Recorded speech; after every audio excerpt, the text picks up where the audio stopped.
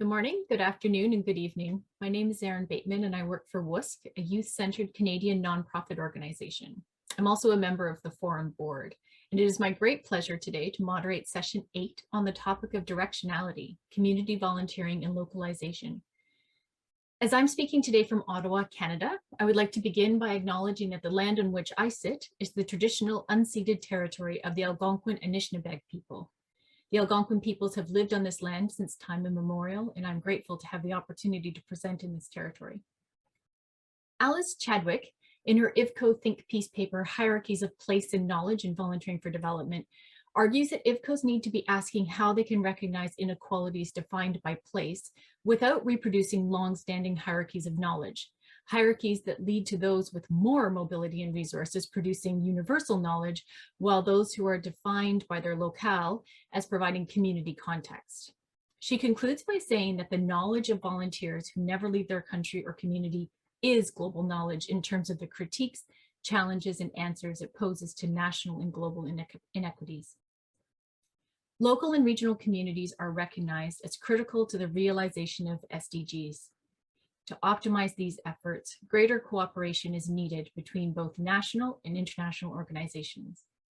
This session will examine the status of domestic community volunteering and localization of the SDGs. We'll explore how pre-existing systems are being built upon to empower local organizations to develop and lead programs and initiatives which support both their own community development agendas and advocate for global equality. We'll also discuss how volunteering for development organizations can bolster local action and accelerate implementation. Let me introduce our panelists to you. We're joined today by Professor Peter Kanyandago and Professor Matt Baillie-Smith. Peter is the current chair of the board of directors of the African Volunteers Association and co-investigator in the Refugee Youth Volunteering Uganda project as a research fellow based at Uganda Martyrs University. His academic work focuses on revaluing African cultures and promoting social and environmental justice. Matt is the director of Refugee Youth Volunteering Uganda, director of ISRAR, a research project exploring youth agency for sustainable development in Palestine, and he leads work on young people and climate change in the deltas of South and Southeast Asia as part of the Living Deltas Hub. He's also co-director of collaborative research on blended volunteering with VSO. We're then going to have a presentation by Sofia Simonsen, who is the Senior Project Manager for International Programs in ActionAid Denmark. She's focused on supporting countries in Central America, East, West, and South Africa, and the Arab region on building the capacity of young people's movements, organizations, and networks, emphasizing the importance of localization through a human rights-based approach to development. Leah will be followed by Dr. Philip Goodwin, who's the Chief Executive Officer of VSO. Philip was previously CEO of TreeAid, an NGO working on agroforestry in dryland Africa, and spent 11 years with the British Council, where he held leadership positions in Kenya, Uganda, Pakistan, and Belgium.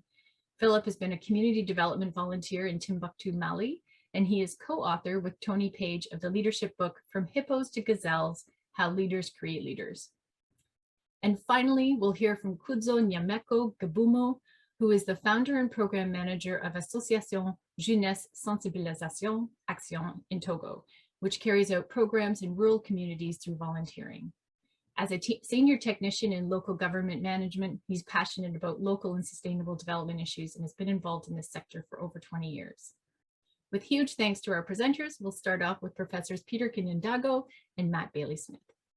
Today, Peter and I are going to talk about two kind of interlinked kind of experiences and projects relating to community-led volunteering in Uganda. And what you'll see is we've given this title of Celebrating, Silencing, or Enabling Community-Led Volunteering. And what we want to do is look at community-led volunteering through two lenses. One is from a large research project in Uganda, funded by the Global Challenges Research Fund and Economic Social Research Council in the UK, and a collaborative project across Ugandan and British universities. But we also then want to connect some of those issues to Peter's experience in kind of volunteering management practice within Uganda. So the first part of my presentation is going to look at some of the findings from our project and some of the questions it's making us ask.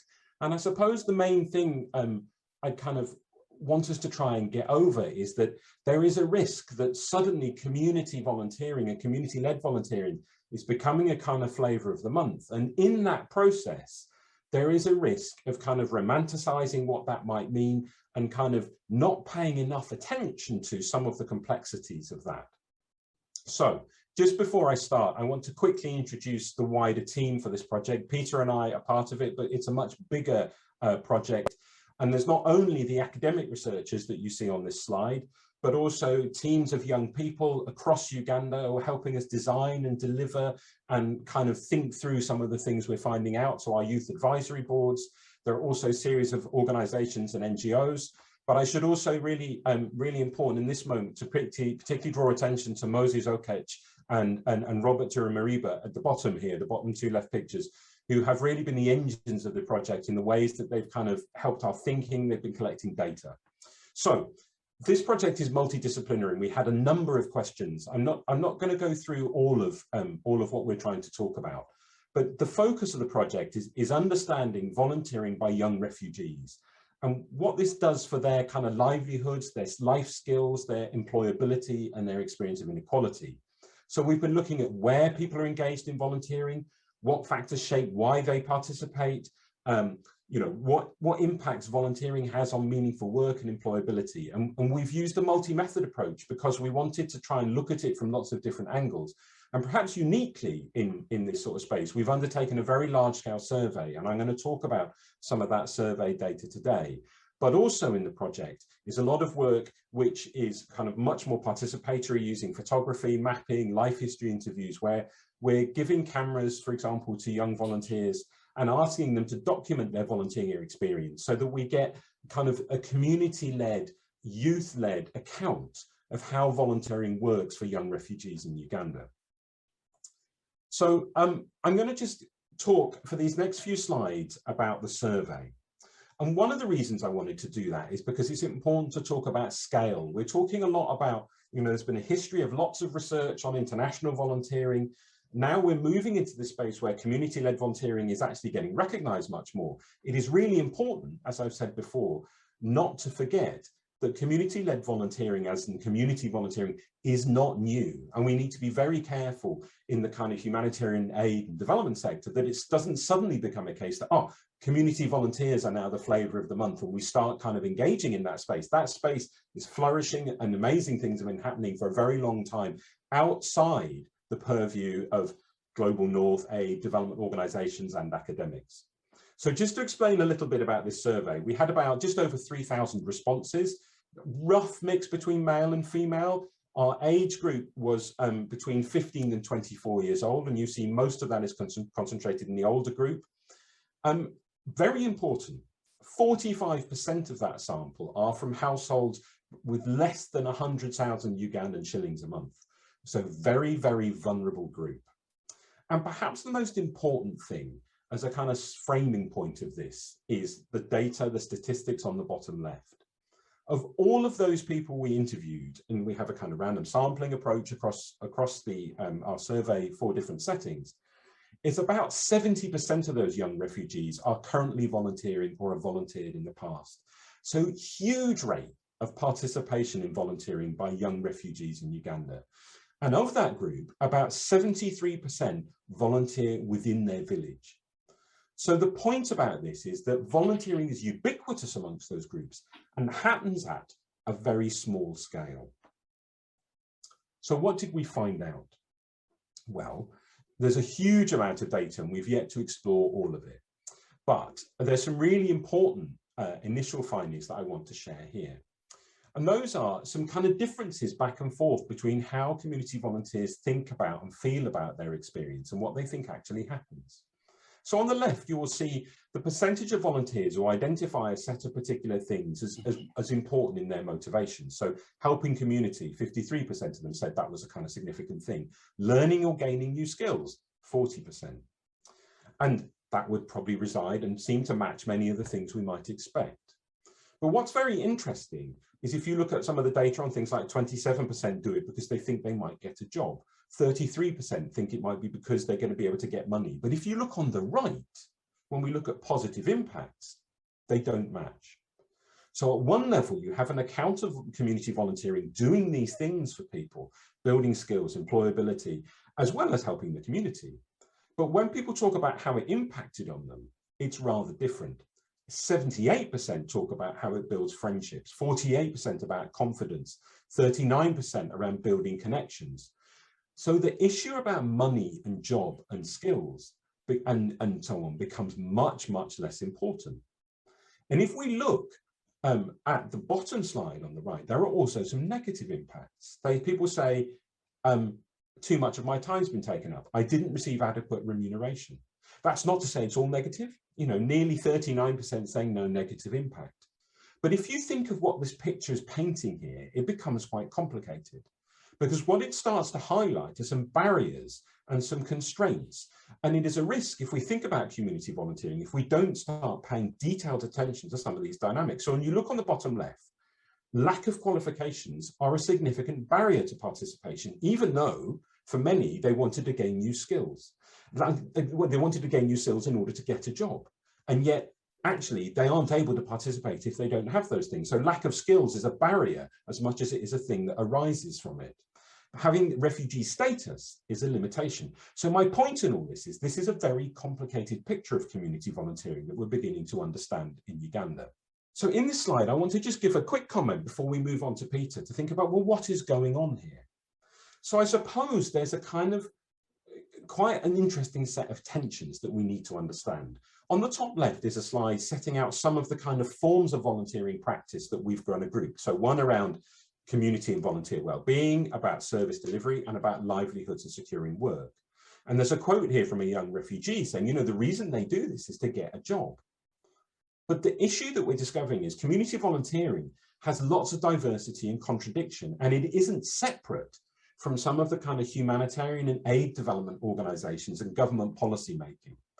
So not all ideas and practices of volunteering within this bucket of community volunteering are equal. There is a big emphasis in the kind of rhetorics and the ways that it's supported on programmed and auditable versions of volunteering, or versions of volunteering that lead to what scholars would call the proper job. So you've got these kind of differences going on the ground, but then you've got a policy framing that actually offers a particular picture, but it isn't really matched in reality. And the implications of this are that Ugandan histories and practices of volunteering are actually being silenced when we talk about community volunteering. What we're finding is that the way that volunteering is constructed for young people at a community level is actually reproducing labour market inequalities. So some people are able to participate and some people are shut out. And we come to this point we've explored in one of the kind of thematic papers of the conference, this idea that a poor man cannot volunteer. In other words, community volunteering, rather than being something we necessarily romanticize, is very complicated and often quite exclusive and can reproduce vulnerabilities. And with that, I'm going to hand over to Peter now to talk a little bit about what some of this means in practice and in his experience. Over to you, Peter. Thank you very much, Matt. Matt has given us a good idea about what we have found out in our research of RIV. And here I'm talking about the experience of AVA. AVA is an organization which was registered by volunteers and for volunteers in 2001. And it was registered after an international conference which was focusing on eradicating poverty. Thereafter, we agreed that there is too much talk about removing or eradicating poverty. And some of us came together and we agreed that the poverty in the world cannot be removed by always focusing on using services which are remunerated. And so we came together and created this association, which is emphasizing the fact that there are a lot of services from which most of us or many of us have benefited and for which we did not pay a penny. However, along the way, we discovered that volunteering is not something that can be understood very easily. Sometimes it is understood in different ways and also misunderstood. In Uganda, it is associated with doing work which is not paid for. And in some cases, we underrate the quality of volunteering. Some people might be satisfied with the fact that you can just work and give any service that you have to render to the community without emphasizing the fact that that service should be of good quality. And so in African Volunteers Association, we have insisted on the fact that if you want to volunteer, then you have to render good service. And we have insisted on the fact that as volunteers, if we are rendering a service to the community, the people who are the beneficiaries of this community must also, should I say, participate in this philosophy, in this movement, in this direction, namely that these people should also try to render some voluntary service to others. Over to you, Matt. Thank you, Peter. I'm just going to add a couple of things just from our conversations before that you've mentioned, that actually what was perhaps interesting is that as the board of directors, you know, it presents an interesting challenge that as a board of directors, you are also volunteers. And so that in a sense, Yes. that sense you speak about of kind of a sense of reciprocal behaviors being at the core of how you organize things, and that therefore it's a kind of two-way system. Is that right? Yes.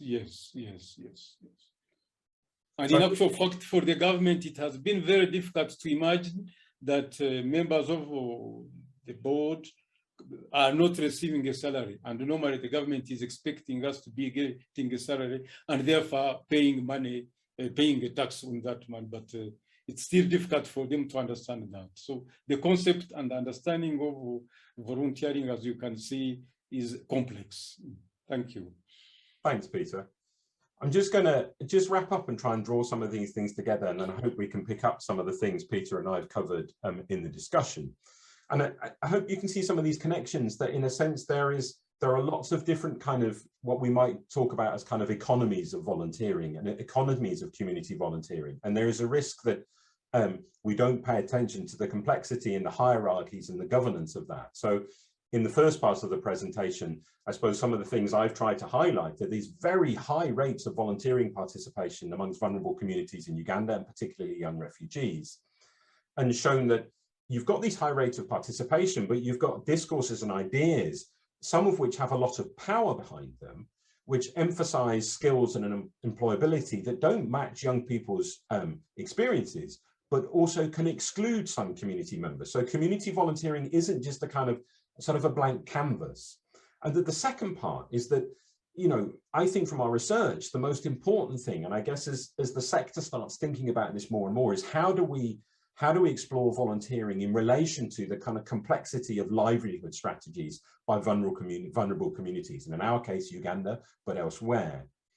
And then if you link that to what Peter said, this sense of, you know, there is this potential, and that cuts across our work and in Peter's work, there is this potential of volunteering to address poverty and inequality, but you can't assume it because these meanings circulate and they impact practice. And because established ideas of what the governance of volunteering looks like means actually some forms of community-led and owned approaches don't fit that established thinking. So for example, a volunteer governing board is something that, well, how do you make sense of that? How do you make sense of the reciprocity that fits into this? So you have these different levels of kind of volunteering economies and volunteering governance and systems at play that are shaping what community volunteering looks like, who community volunteering benefits, but also urge, I suppose it points out for us the need to be very careful that it also does not reinforce exclusive practices. And with that, we'll finish there. Thank you, Matt. Hello, my name is Leah Simonsen, and I'm here to talk to you about ActionAid Denmark's experience with community-driven, youth-led volunteering from our recent EU aid project, ULVO, Empowering Youth-Led Volunteering in Local Level Response, a project implemented from 2019 to end March 2021. This project was implemented under the EU aid Humanitarian Volunteering Initiative, which has two types of projects, capacity building and deployment. Capacity building focuses on the development of organizations and local volunteering. Place and deployment is about placement of European volunteers to support around especially resilience and preparedness. This capacity building project focused on enhancing youth-led volunteerism and leadership in local level response in 5 countries: Colombia, Liberia, Nepal, Sierra Leone, and Uganda. The purpose of the project was to strengthen young people, particularly young women's influence in decision-making related to humanitarian issues and to shift power towards locally owned responses to humanitarian crises. Promoting and supporting the leadership of young people at the local level is core to ActionAid's humanitarian signature, which drives its approach to humanitarian programming. The humanitarian signature centers on shifting power to local response and leadership, notably that of women and young people, as well to support local actors to hold national and international entities accountable for how they address local needs. At the same time, the emphasis is on resilience building and longer-term sustainable change, such as that underlying inequalities are being better addressed both before, during, and after crisis situations, with the ultimate aim to build back better. The ULVO project framework was based on this localized approach, and ActionAid Denmark's own international and national volunteers, the People for Change Inspirators, were also used to support the capacity building of the local level ULVO volunteers. The journey of community volunteering empowerment under ULVO followed a clear capacity building process. ActionAid Denmark brought together select national humanitarian staff together with young people aligned with youth networks from the implementing countries, along with youth, women, and feminist representatives who are part of women-driven humanitarian networks, in order to develop a highly contextualized and intersectionally reflected curriculum for the Young People's Leadership and Humanitarian Action Training Manual. Countries had selected up to 2 core volunteers from their young people volunteering communities to become core volunteers and commit to being a leader in this process. These volunteers participated in a 10-day training of trainers activity where the Young People's Leadership and Humanitarian Action Training Manual was piloted based off the curriculum developed. Via the support of the National ActionAid staff and the deployed People for Change Inspirators, these core volunteers thereafter developed and undertook step-down trainings for young people from the pre-selected communities participating in the project. These young volunteers thereafter undertook their own step-down trainings in their communities and with their partner organizations upon return to their local communities. The leadership training has a focus on undertaking concrete actions as part of their leadership development. But the COVID-19 pandemic acted as a lightning rod for the young volunteers who took on significant responsibilities and proactive youth-led activities in their communities, leading youth-led and contextualized awareness-raising activities, COVID-19 mitigation campaigns, social media sensitization and awareness. Many developed their own CBOs in some cases and participated in local and national level task force. Forums for sharing of knowledge and best practice across national and international groups, which allowed for cross-learning, sharing, and creation of solidarity across borders, also for the community volunteers. This slide is a clear metaphor of the ripple effect employed by the project. By having a TOT in Uganda for the 9 core country volunteers, it rippled into a greater effect as they each undertook step-down trainings for their different countries and did replications from there. These volunteers and those capacitated under these step-down trainings thereafter received continuous support and engagement to allow them to take proactive engagement and do their own step-down trainings in communities, which resulted in over 4,300 young people being trained, 6,600 people being mobilized, and also allowed for building resilience and community empowerment over 61 communities, reaching over 35,000 people at a community level. This slide just provides a small overview of some of the changes brought by the ULVO trained community volunteers during COVID-19 in Nepal. The quote given is from an ActionAid Nepalese staff during the relief response and distribution work, saying that local government used to mobilize young people just to distribute relief support. Now they're giving responsibility to these young community volunteers to decide how that relief should be allocated. Due to the young youth leadership training, the community volunteers acted at the local level and were made partners in the COVID-19 effort by local government and were able to therefore reflect and act on the intersectional needs often being overlooked during a humanitarian crisis when support is being offered externally to the community, and those outside the community decide how to provide the relief support. As you can see from this overview, a lot of these youth took on strong youth-led responses The community volunteers in urban slum areas organized their own community lockdown and mobilized task forces to monitor movement to prevent infection in community, which has actually been heralded as a great cause for why there wasn't greater outbreak within the communities. They undertook awareness raising activities, including community outreach and videos, and they also indicated how to use proper hygiene, dispelling myths, and addressing GBV. A lot of the youth also took on other types of awareness raising through social media, radio, and TV broadcasts. The UVA volunteers were actively supporting the government to distribute relief, and this relief was based off of intersectional needs assessments that they themselves had helped to create. And they also put into place accountability mechanisms to ensure that that relief was being properly distributed as per community and intersectional perspective. I think a lot of these examples show the importance of building the youth capacity and the community volunteering capacity before crisis comes into play, and to see that the local government can see them as a partner to ensure that there's a stronger effect as a result of the work that they're doing. We also see that young women's leadership is key to creating a stronger community-based localized action, as they also bring forth those needs that are often overlooked in humanitarian crisis sessions. If you're interested in hearing more about some of the concrete cases and the type of training to be undertaken, you can see it more at the ActionAid Denmark IVCO e-booth on the online fair, and also online at the link provided. Next, we're going to hear from our UVO community volunteer, Deepa Pujil, about how she saw the results and effects of community volunteering. She was only 4 years old when she first time fed her friend with a tiffin box who has vision disability. It doesn't matter for her is she hungry or not. The only one thing matter for her is his happiness, because kindness is her identity. And now that girl is able to be a representative of Nepal. Talking about the context of the Nepal, 40.68% are the age group of 16 to 40.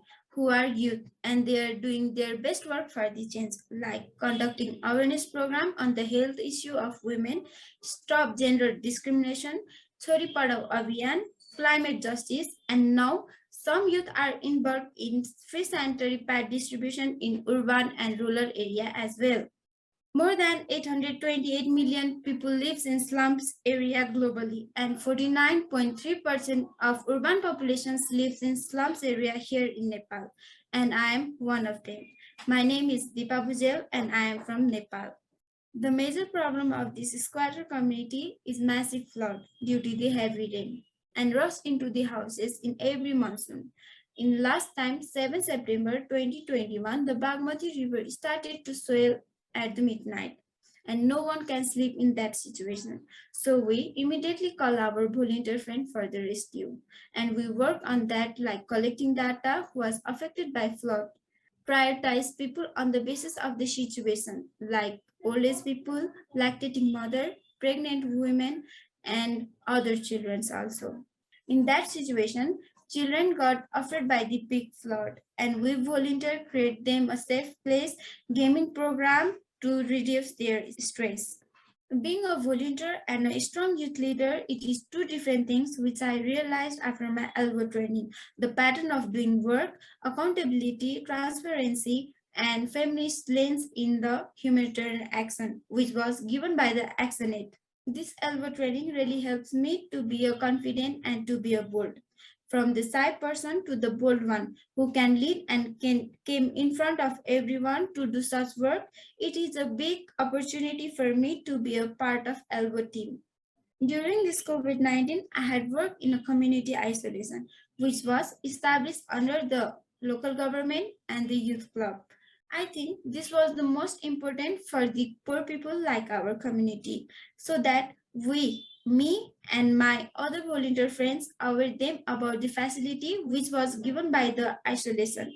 In our community, we have done community lockdown for our safety, which was next to the impossible, but we make it possible. Not only that, we taught our community children to how to wear a mask and how to wash their hand properly. Collecting data of the community people and distribute them relief support as well. Our local government also appreciate our work and make us part of every program.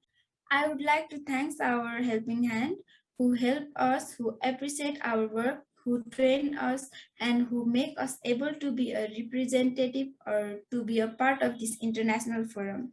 And I am very glad and honored to be a part of this International Volunteer Corporation Organization Conference 2021, and it would be my great learning as well. Leadership of youth, work in team, and happy face is always my motivation factor. So thank you, everyone. Thank you, Deepa Bhujel, and thank you, Youth-Focused Organization Nepal Mahila Ekat Samaj, and thank you for your time. So good morning, good afternoon, everyone. We've all, I hope, heard the message that the SDGs won't be delivered without the mobilization and contribution of millions, if not billions, of volunteers globally. This has been recognized by the UN Secretary General in the launch of the SDGs, and indeed recently the UN Secretary General report acknowledged this. And as we've seen, the role of community volunteers in responding to COVID-19, national systems simply can't cope without volunteers. Historically, though, much of the international volunteering for development sector has ignored national and community volunteers. And certainly for VSO, the shift towards national and community volunteers has come relatively recently and really began only 20 years through its youth programming. So there were two programs that we ran, one 20 years ago called Global Exchange, and then over the last 10 years, the International Citizen Service, which involved youth volunteers from national and community settings. But it's really accelerated in our programs over the last 6 years. Let me say a little bit about why I think that is. So apart from the fact that actually community volunteers are essential, it's actually to do with a strategic shift on the part of VSO. So our strategic framework sees volunteering for development as a rights-based approach to development, placing equal importance on the purposes, the processes, and the outcomes of VSO interventions. And it focuses very much on the rights holders left furthest behind and living in vulnerable situations. Through an emphasis on what we call our core approaches, so really focusing in on issues of social inclusion and gender, social accountability and resilience, our volunteering for development approach supports right holders to articulate and demand their rights from duty bearers, and then for duty bearers to better deliver on those duties to rights holders. The ultimate objective is to support what we would call primary actor agency. And that's a term that's central to our philosophy. So primary actors are the people and the communities that we work with. Primary because they're the principal contributors to VSO's work, and they lead the design, delivery, and evaluation of programs. And actors because they are active agents. And this is very much part of this philosophy of VSO doesn't do development to communities, we work with them. But this rights-based approach is something that's really emerged much more clearly for us as an organization over the last 6 years. So our informing paradigm as an organization has changed significantly over the last 60 years. So in the 1950s, when we were established, we were drawing very much on this principle of service, serving others. And that was very much in keeping with the predominant sort of paternalistic view of development, as supporting the disadvantaged. Through the 70s and 80s, we've developed a much stronger sense of internationalism, global solidarity. And that meant volunteers from wealthier countries working alongside people in countries in the global south. But more recently, VSO's work is informed by the idea of active citizenship, where citizens around the world exercise agency to make demands on duty bearers, as well as exercising their own individual and collective agency to deliver change. And it's an approach which seeks to lead development from the global south rather than direct it from the global north. And it really sort of turns upside down this idea of a sending mentality, whether that be volunteers, expertise, or money. So it moves beyond not just a north-south international volunteering model, or even a south-south international volunteering model, but to a model where the majority of the volunteers in our programming are not international at all, but they're national or community-based. So let me say a bit about our experience of sort of domestic volunteering space. So overall, our strategy is focused on taking volunteering for development to scale. So really trying to maximize our contribution to delivering on the Sustainable Development Goals. Essentially, there are three pillars that we approach this through. So the first is through our global programming, which has national and community volunteers at its heart. The second pillar is through an engagement strategy to support active citizenship on volunteer capacity globally. And the third pillar is through leadership of V4D practice, volunteering for development practice and thinking. I want to touch a bit on the second part of this strategy, which is supporting active citizenship and building volunteer capacity and action globally. And that covers three themes. It covers the enabling environment, partner capacity, and what volunteers do. So I'll say a few words about all three. So if I talk about the enabling environment, we all know, I think, from our work, the civil society space on the whole is shrinking almost everywhere. And we at VSO have continued to support governments in developing national volunteer policies, trying to maximize civil society space, but volunteer policies which recognize the role of volunteers and set standards for how volunteer interventions are designed, how they're managed and assessed, in line with the global standard for volunteering for development. So over the past few years, we've worked on policy developments in 9 countries across sub-Saharan Africa and Asia. We see that as an integral part of the volunteering for development process, and one which international agencies like ourselves can and should support. The second area is around partner capacity. So VSO works directly with over 300 partners around the world. A key part of that partnership is related to building capacity on issues of social inclusion and gender, social accountability and resilience. That's in line with what we would call our volunteering for development method. We're seeing a real growth of volunteer involving organizations globally in places like Sierra Leone and Kenya, to name just 2. And they're becoming much more active in the sector. And I very much hope there will be a number of them at this IVCO. It's important that international organizations support and create space for those organizations to be heard, and importantly, to be influential. The third area is actually what volunteers do, and that to me is really crucial. So when we talk about building volunteer capacity, we're not just talking about the ability of volunteers to undertake what I would call transactional activity. So what could be described as gap filling in service delivery, although that may be an important part of what they do.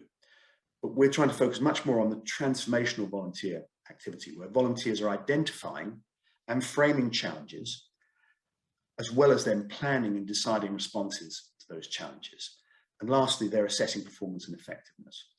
So over the past 18 months, we've seen how volunteers in communities have been central to COVID responses through community mobilization, through social media action, and so on. And for us, that's been a really important part of our programming. And it mirrors a lot of work that they're doing on a whole range of emergencies and disasters. And that's very much what I would call in the gap filling space. But crucially, we also have community volunteers designing and delivering disaster risk reduction plans in over 11 countries, and in doing so, influencing district planning and response. As another example, community volunteers within VSO programs are leading social accountability mechanisms, holding decision makers to account using citizen scorecards and participatory budgeting tools.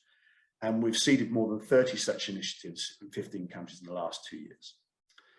And the youth networks, which VSO has been developing over a period of time, have been working on issues of concern to them. So they're actually identifying their own issues of concern.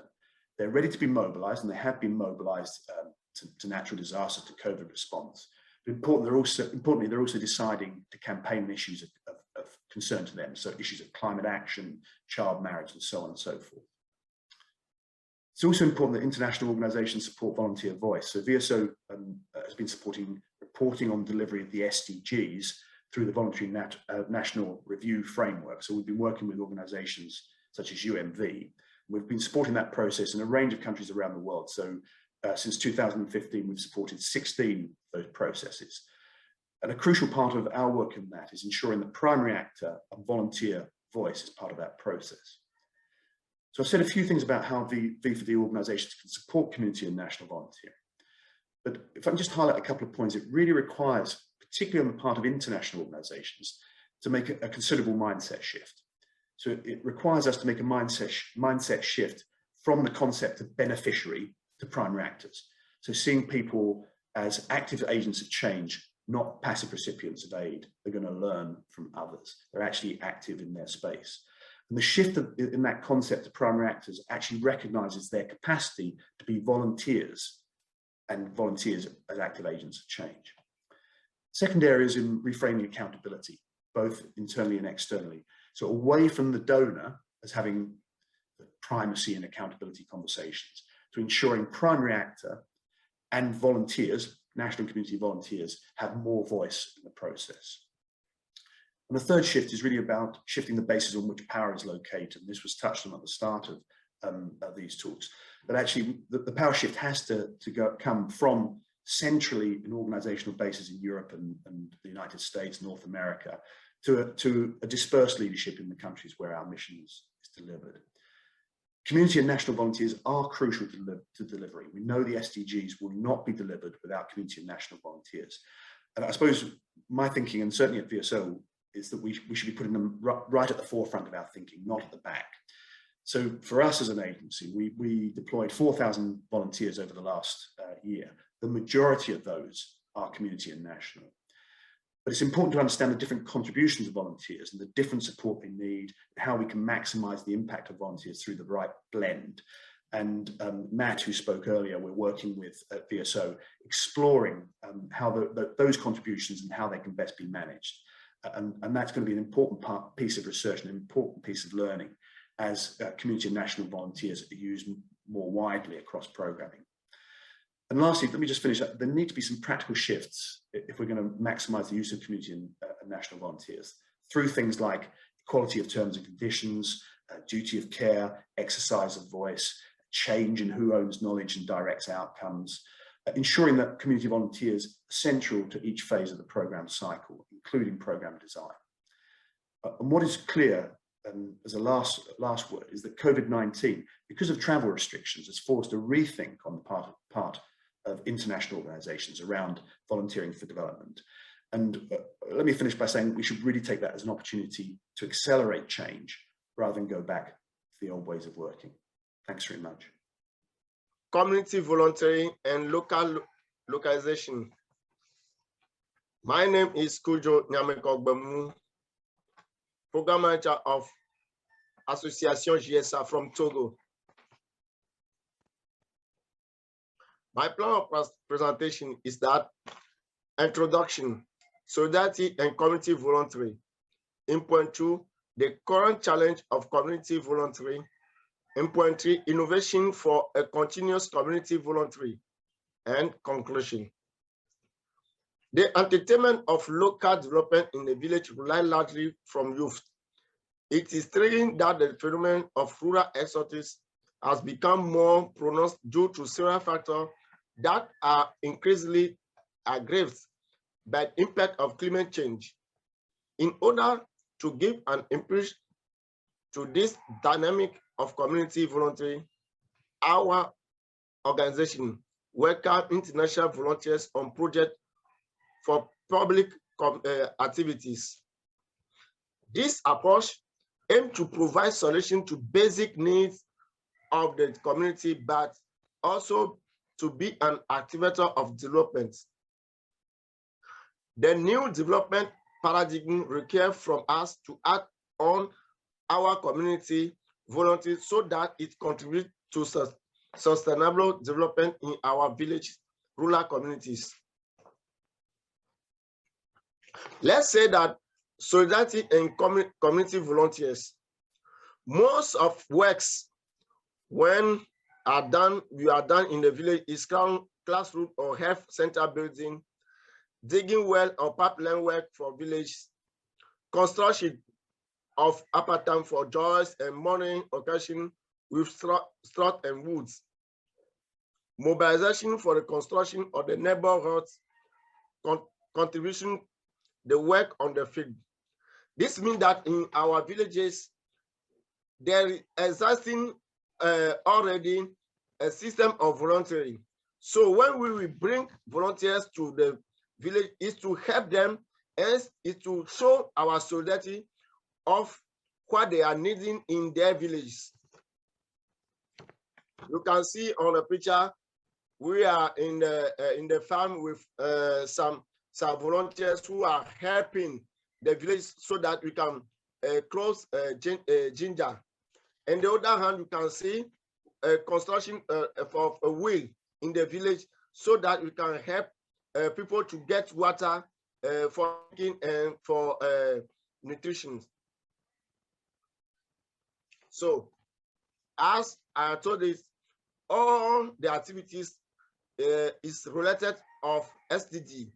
We can easily see that the acts of intervention of community voluntary refer to vital needs of man, nutrition, health, housing, and we can add here education. So often we can see point 4, SDG 4, SDG 7, SDG 12, and other hand SDGs, so that there are numerous of activities we are doing in the villages. That is existing. That's of volunteers is supported by existing of association of people from the village living abroad who mobilize resources for social projects, so that they also help us to get a project. The existing of development community that coordinates activities in projects in the villages. So we have a group of a committee who work for all activities in the villages. And we have financial mobilization group, through contribution related to federal, or we are saying a Kuda. So when there's a death, there are contribution in all the villages. So people are giving money, people are giving resources so that we can bury the death. So finally, when there's some amount who rest, they use that amount to help on community projects. And we get also social culture groups, some drum groups, some theater group, and some sports group in the village. So this all that kind of existing group help also to forward volunteers in the village and to help people who cannot do anything. Others, some of who are existing in the village who cannot do anything. The child, the old people, the old men, so they are related with the community volunteers, so they help them to work and to get also things to survive. The current challenge of community volunteering. When we are talking that in the village there's community volunteering, it's affected now. It's affected by climate change, who impact on agriculture resources in no longer with all they are getting in the past. So youth have a problem. So they want to leave the village. They want to leave the village. So you can see that in the village, youth are going to towns to find a way to survive. The impact of climate change, you can see, which is meaning the dispute related of chieftaincy and community leaders, and also non-respect for traditional rule of choice. So apart from the climate change, now the modernities bring that their chieftaincy are not respect as it was the past, and community leaders are also not respecting because some of them are political peoples. So when the other parts in the village, they don't believe in the political parties, so it affected the work, it affected the solidarity, it affected the volunteers that bring people together. We are talking this also affected the youth employability, growth of the population, increase of the population. So we can see that in the village, youth, as far as they don't get the result for agriculture. So, and the growth of the population make them that there's lots of problems. So youth are going out of the villages or the rural area. So it's bring that in the communities, he has a lacking of volunteering in the village. In the other hand, government projects are carried out in rural community by political affiliation. These things affects most oftenly the volunteering in our communities, because when the government want to choose to get a project in rural communities, it will hurt it when we are in is political parties. So there is loss of confidence on the government plans and projects, a feelings of frustration because one village can have electricity, the other village cannot have it. One village can have a school classroom, the other village cannot have it. So people say that, okay, so when we are going to work and people, government cannot help us, so it affected volunteering in the village. The people used to make road for their village. But now you can see that when people are losing confidence on the government projects, they are losing also confidence to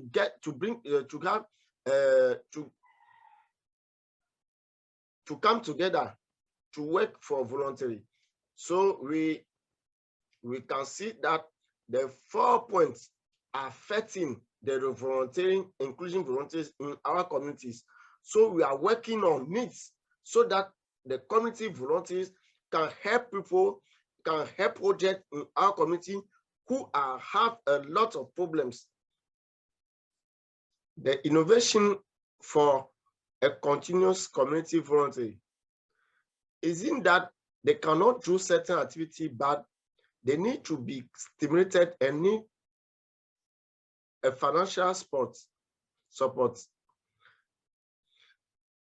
International volunteers are involved community projects to help for remobilize people around their problems and find local solution. When we bring volunteers, when we make volunteers come to the community, it's not that they cannot do the project, but they are there to tell them that we share your problem with us, and then we can find local solution so that we can help you also to do something better for your living style. So international volunteers rekindle the flame of community solidarity through ingenious solutions. So when they are there, we are working together, we are coming together so that we build a community for a resilience purpose. So in the communities, it is not that we cannot do the problem, but we help people.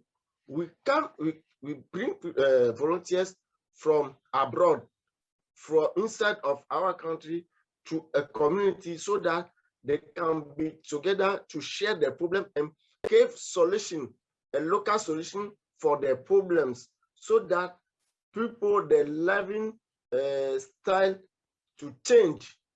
So when we as organization, as association GSR, we go to village, it can be education project to build classroom, it can build a road problem, it can be water supply problem. So we work together normally to find a problem and to get a solution. Now to find a way to resolve the problems. When we say that that is the solution, what can we make that so that it can happen, to build a classroom, to bring to make people come in? So it took us times to think all the things we can do together, to think how we can do it. So when volunteers are coming in our village and our community, it's essentially to bring the worldwide solidarity, and also that volunteers can see that in our community, that solidarity of inclusive voluntary, inclusive community are existing, so we can work on it. You don't have to lost that way of doing things in the past. You don't have to lost that things. So it's a very essential, a very crucial for us to not lose that way of doing things in our community. It helps us to build family, to build a nation. So solution for sustainability community volunteering, which is taking a hit, is to find a way to encourage community volunteers to take part in development. You have to impartiality of selection and fact criteria to involve all. It is essential for a government, a project, not to be partially selecting project or village according to the political parties or according to the other criteria. They have to be impartial for all peoples so that it can help to build a whole community, to build a whole nations. And we bring financial resources for materials. It seems that people can do things, but if they don't get a man to do it, they cannot do it. Let's say they want to build a health center.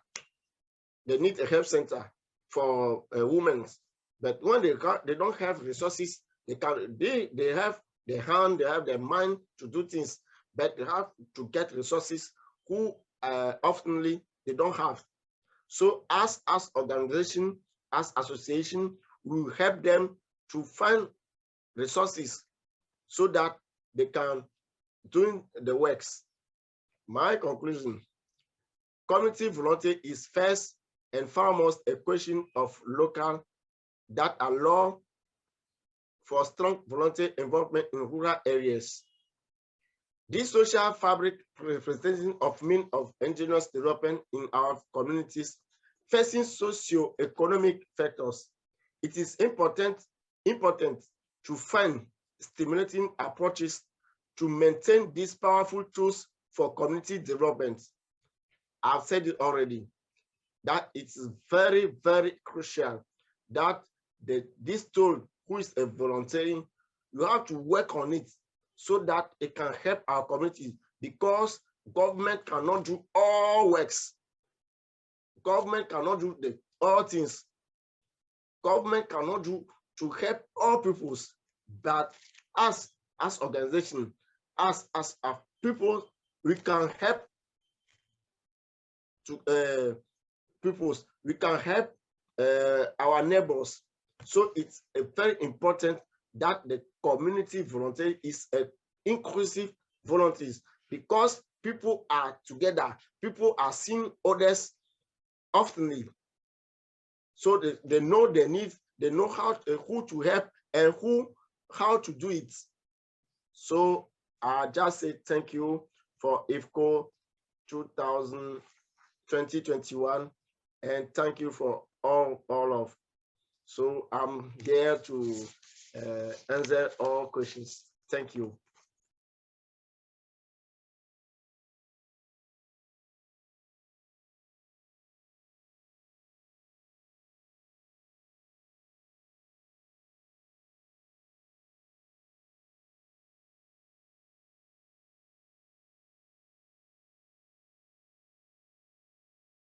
Thanks so much to our panelists. I think you've really provided some incredible stimulation for today's conversation.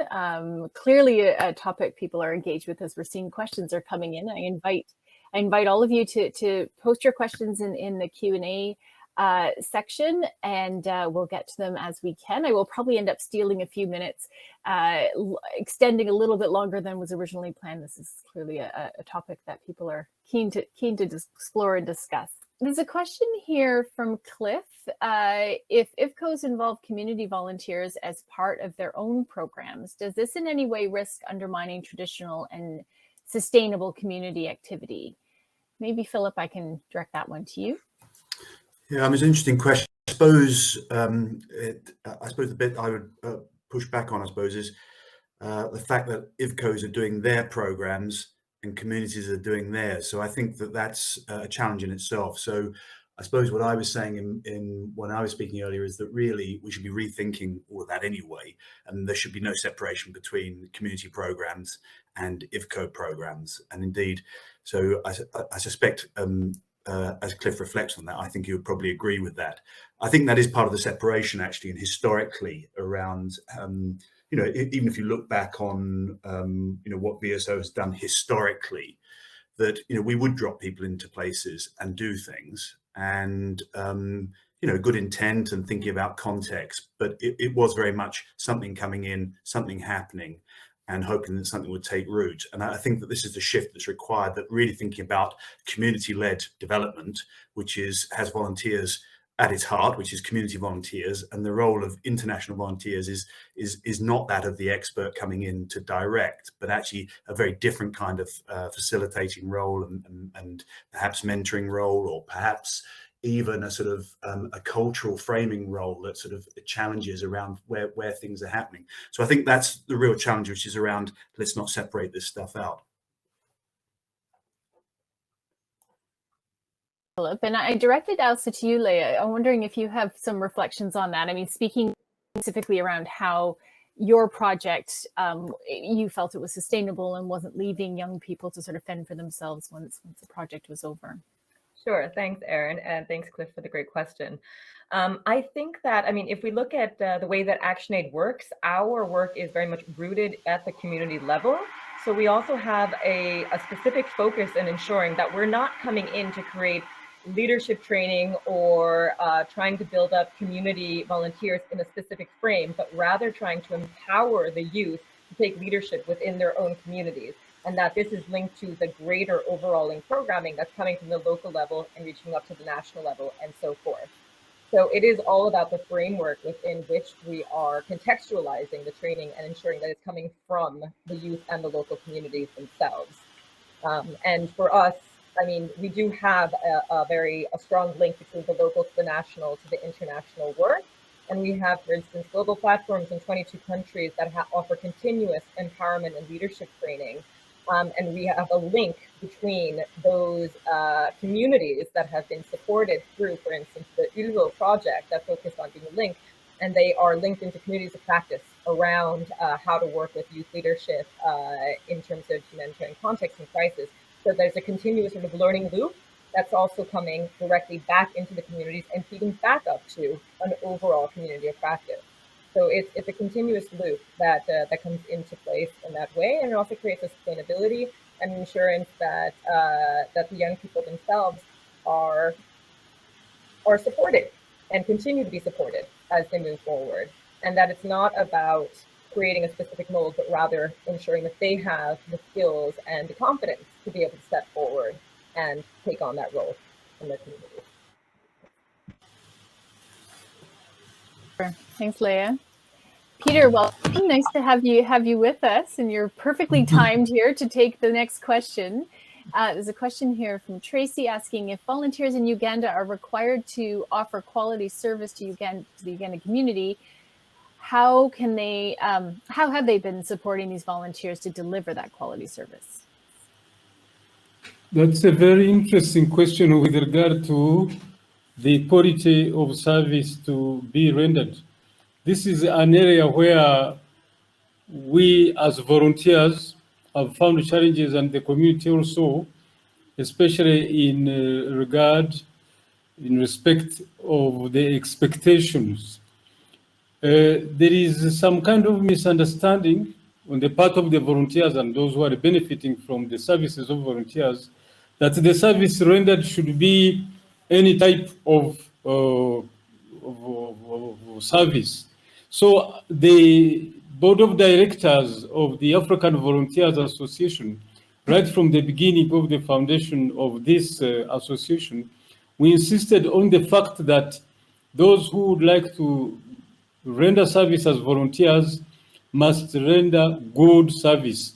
And this has cost us, should I say, membership, because some people thought that, you could render any kind of service. And when we insisted on the quality, while we started maybe with about 100 or more volunteers, now we are left with about 15 of us, because we are demanding on the service to be rendered. So I think really what should be done is that the people who are responsible for an organization which is rendering voluntary service, they should be very clear about the terms and conditions under which that service is to be rendered. Otherwise, if it is left kind of open, there is a risk that you have an organization which is rendering service, but that service might not be of the quality that is expected. So the leaders of the association or of the organization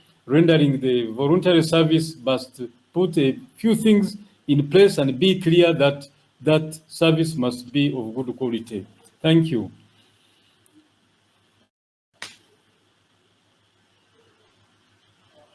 Thanks, Peter. Philip, you issued quite a call to action to us for a significant shift in mindset towards community members being the primary actors. So what would you say has been the biggest challenge for VSO as an organization in shifting to work with community volunteers? I think perhaps the visibility of community volunteers, and it goes to what Peter's been saying and Matt has been saying, I think in their presentation, and Leah as well, is that community volunteers historically haven't been visible. And I mean, Cliff raised a point in the chat bar talking about how historically IVCOs were funded around volunteer sent. And again, so VSO is not funded through volunteer sent. So actually that liberates you a bit because you're thinking about programming, but with a volunteering for development methodology. So it liberates you from that bit about finances tied to people deployed. But I think that for us, actually thinking about community volunteers as visible actors within our programs forces you to think about how you work with them formally rather than just informally. So of course we know informal work is important. It's important to recognize that, but whatever is not visible is not sort of counted, and yeah, there's all kinds of aspects of that. So I think for us, there's been a shift really between recognizing all volunteers as equal, and our first challenge was actually trying to do that with national volunteers. But trying to do that with community volunteers, it raises all kinds of issues around duty of care, safeguarding, supervision, training, management. And again, going to this question of service, the challenge I think we have is to make sure that the volunteers are not just filling service gaps, but they are active agents of change. So they're designing their own programs and they're challenging authorities about the quality of service that's delivered to them. They are assessing the quality of programs. They are, you sort of mean, it's a completely different kind of thing. So actually bringing community volunteers, you have to completely rethink your programming, actually. But I think the most important first step is making them visible, actually. It's very strange, it's very obvious, but who are the community volunteers? Are they named? That's often they're just a lump within IVCO. So some volunteers out there, they're all unnamed, and therefore they're not individuals, and therefore they're not treated in that way. So I think that's it's a mindset shift, actually, and a big one, which shouldn't be underestimated for IVCOs, I think. That's great. Thanks, Philip. Welcome, GBEMOU. Nice to have you here. Would you like to perhaps speak to Cliff's question around how IVCOs in involving community volunteers as part of their program do you see this as a potential risk to undermining traditional and sustainable community activity? It'd be interesting to hear your perspective on that one. Great moment for everyone. As I said, it is very important that in our community, we are mobilizing volunteers, youth who come from abroad and who is in our community, in our town, and we bring them to the rural areas. So the youth are going together to work on projects. So it gives the community a sense that you have to work to find local solution for our problems. So youth also, they are building volunteering through their education, through the university courses. In other hand, in the community, in the village, youth also said, okay, when youth of all my age are coming abroad to help us, you have to also do things voluntarily for our communities. It's that way we are working. Actually, now we are working on climate change, actually in conference with youth in Togo. So we bring youth, you are working on youth because we said that when community have to work, it's youth who have to be voluntary. Because adults, they are all going, as we used to say here. But youth in university, in college, in our community, we are bringing them together so that they know how to help each other and how through that it will help them for professional activities also. Thank you. Thank you so much. That's great. We'll do another check-in with Matt. How are you doing there? You got a normal voice? I suspect. Oh, you Yes. sound good. Yes, we're back. Yeah. Let's just wrap up. I feel a great sense of achievement. Well done. Well done. Sorry, don't know why. I would love to say let's go back to your first response, but that might be a little challenging for your own mind. So let's ask you to expand on the point that you made, Matt, in your presentation about that all ideas and practices of volunteering are equal, and what do you think they're not equal, and what do you think that means for supporting and mobilizing community volunteering? It's really interesting. I think it does connect a little bit to what I suppose I was trying to say at the start, that these ideas of volunteering circulate, right? And there are some that are coming from global organizations, some are not even called volunteering. They're the kind of ways that people engage in supporting each other in their communities at different scales. One of the problems, I guess, is that some of the versions of volunteering have a lot of resources, they have a lot of investment, they have a lot of kind of money and attention behind them, and some don't. And so if we go back to the policy point at the start, is if we're developing policy frameworks for new ways of doing things, we need to be really aware of the power that's circulating as we do that, and whose versions of volunteering are rising to the top, and what that means. And I guess what I was saying earlier is in our work in Uganda, what's going on is that the versions of volunteering that seem to get privileged and prioritized and recognized do not produce inclusive volunteering practices for community volunteers, because if they don't have the right skills, they can't access them, or if they're not in the right place, they can't access them, or if they don't speak the right language, they can't access them. And these inequalities, I think, sit quite uncomfortably with some of the rhetorics around volunteering at the moment. That, you know, volunteering has its own economy, and our research is showing that actually volunteering can increase vulnerability.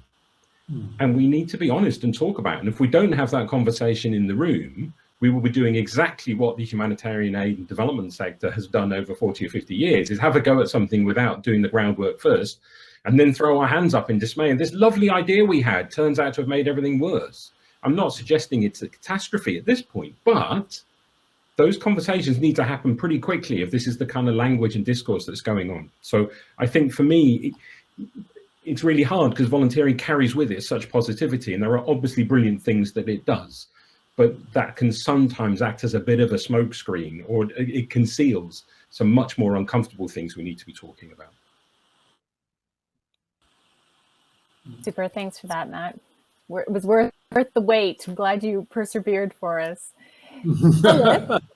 I'm going to turn to you for a second and ask, in the risk, is there risk, do you think, that in the shift to localization, international organizations actually could create a hierarchy of volunteers, so from international down to national to community, and if that is the case, how could that be overcome in your perspective?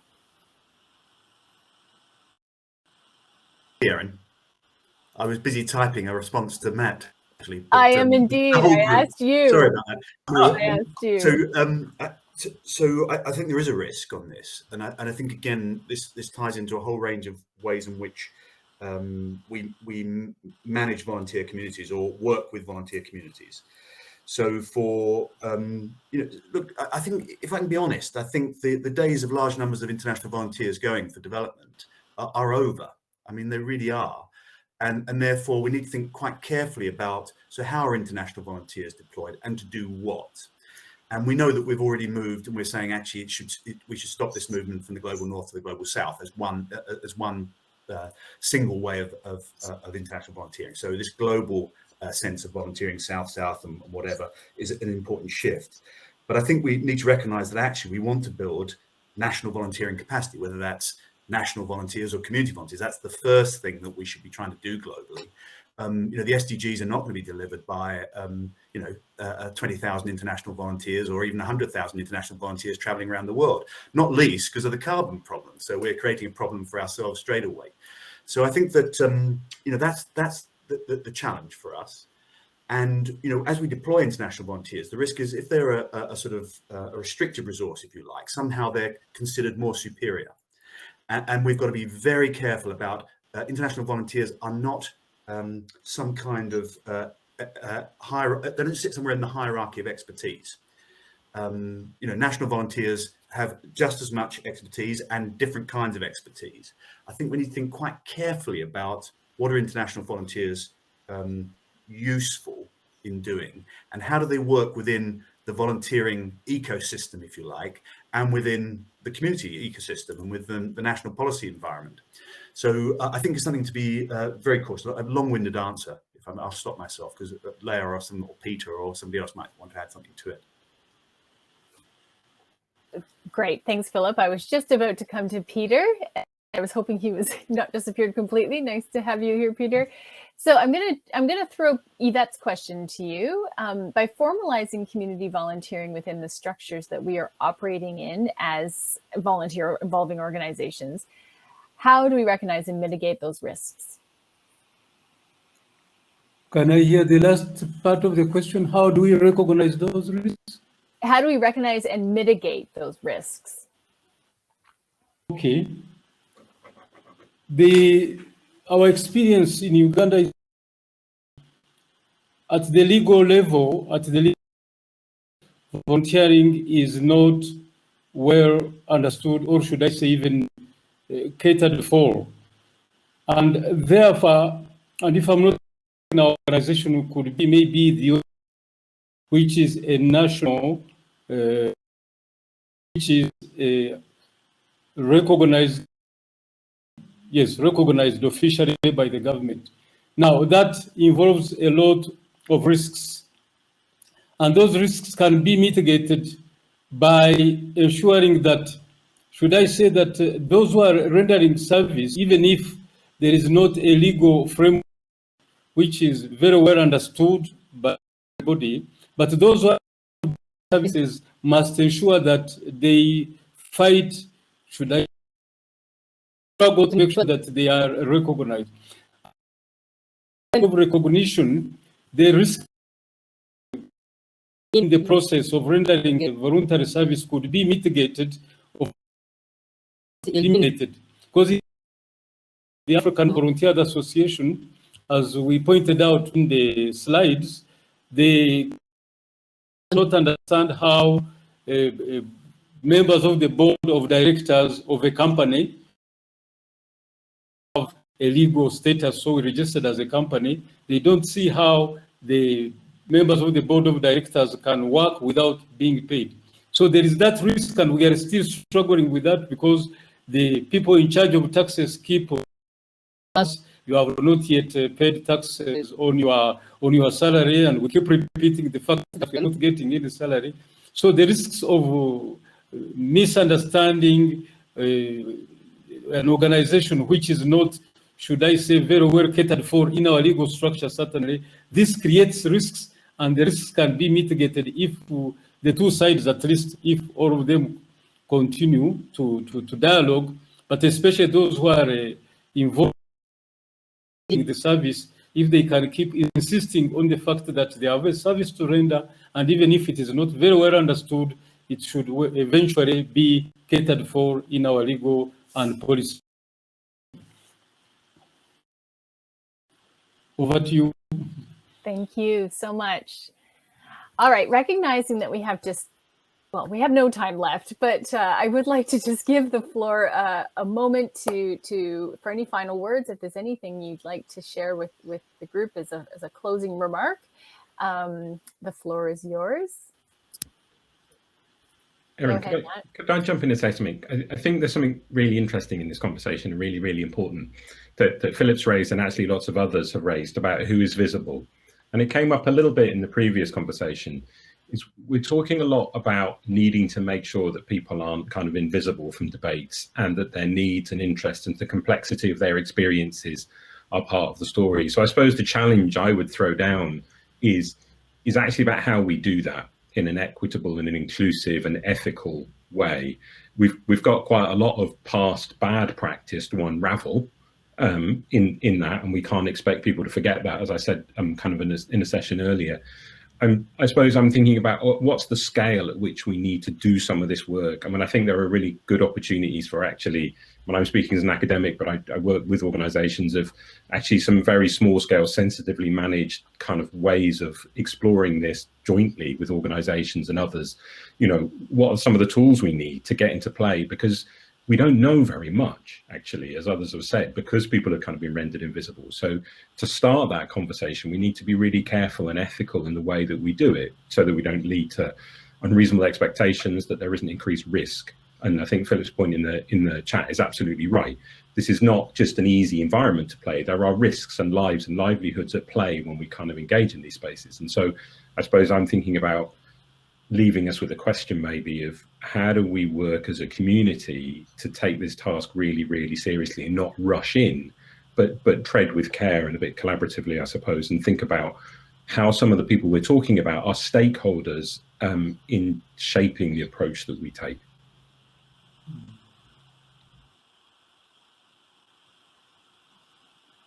Thanks, Matt. Yes, absolutely. GBEMOU.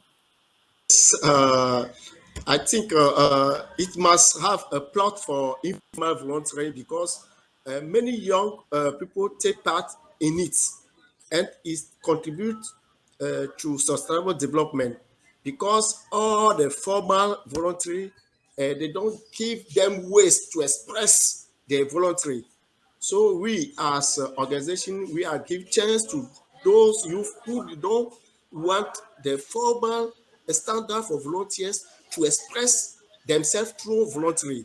So we can say that Togo, in Togo here, we have with national volunteer, we have a part for that volunteer, so that it gives chance to involve youth for the future voluntary and to have our development in our countries.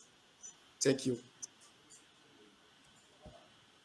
Thanks so much. I feel like we've been given a long task list of considerations, but at the same time, a really hopeful agenda for localization and directionality around volunteering, local volunteering in the future. So thank you, all 5 of you, for your inspiring words and words of caution at the same time. So thank you. And that's the end of session 8. I invite you all to go and network, grab a coffee. Thanks, Aaron. Thank you. Bye. Thanks, everyone. Bye. Bye. Thank you. Bye.